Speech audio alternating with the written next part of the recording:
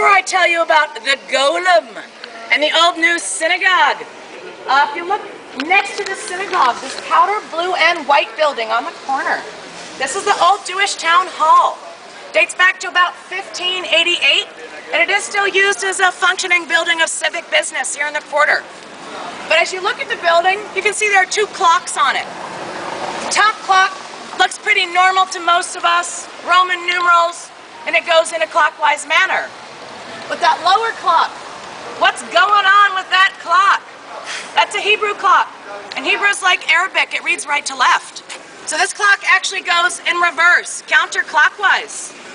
So if any of you perhaps drink too much delicious Czech beer tonight, and you need to catch a train, probably a good idea not to use the bottom clock. You might be late and miss your train. But the real reason we're actually standing here, as I promised, I'll tell you about the Golem and this brown building here we're next to. This is the old new synagogue. This is the oldest active synagogue on the continent of Europe, so it is used for worship. And it has its beginnings in the 13th century, about 1270 or 1275.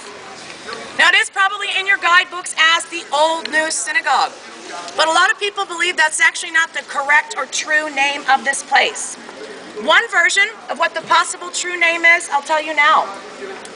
When this synagogue was being built in the 13th century, it said that some stones from the original temple in Jerusalem, they were given here. And they were given on condition that when the Messiah returned, these stones be returned.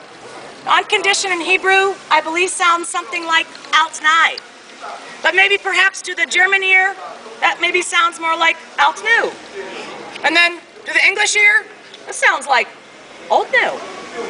So a lot of people believe over time and through different languages and the way we hear things, that this is possibly the on-condition synagogue, but we call it the Old New Synagogue. So the Prague Golem, that some of you have heard about. Have you seen any of the Golem souvenirs? Maybe you noticed them on a couple of those tables next to the cemetery. No? Well, the Golem was a special protector of the people here in the Jewish quarter. And it was the idea of a man named Rabbi Lowe. Rabbi Lowe was the main rabbi here at this synagogue in the 16th century. And he's actually buried at the cemetery we just saw. But if you remember what I just said, for many years, the people in the quarter here, they had to live here. So he wanted the people here to feel safe and happy, nothing to worry about. So one day he went to the Vltava River and he got some clay. And then he brought the clay back to his study here in the synagogue. And he put the clay on the floor of his study. And then he began doing a series of rituals and incantations and dancing around this clay. And as time passed, this clay slowly started to form together until it formed the Golem. Now, it said the Golem looked like a regular man, but had the strength of 10 men, something most guys probably would not mind. So the job of the Golem was to walk the streets for 6 out of 7 days of the week and do his job, make everyone feel safe and protected. But only Rabbi Lowe could control the Golem. And he did this by writing a special word on a paper scroll, and it was the word for truth or reality. And when this word was on the paper would be inserted into the Golem, and he'd walk the streets, wink at the ladies, wave at the babies. Everyone would feel great. But on day 7, the Sabbath, the word would be changed. Once again, only could be changed by Rabbi Lowe. And this would be the word for death. And then once again, this paper would be inserted into the Golem, and the Golem would stop working, take a day off. But perhaps one week, Rabbi Lowe was too busy on Yahoo Maps or his Facebook page. He forgot about this 7th day.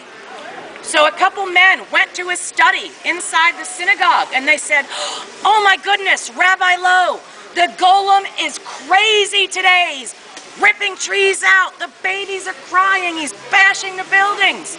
You've got to help us out. Everybody's really afraid."